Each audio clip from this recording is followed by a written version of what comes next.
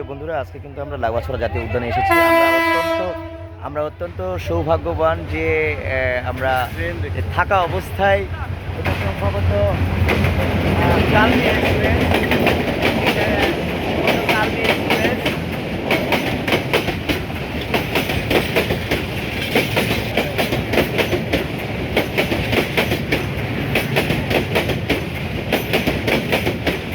অনেক মানুষ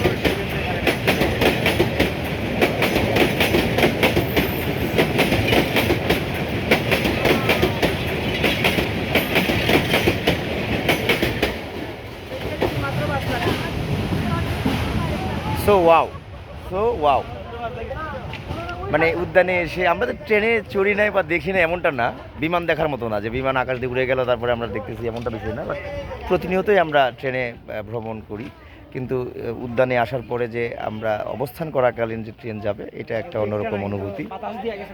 হ্যাঁ, সুন্দর।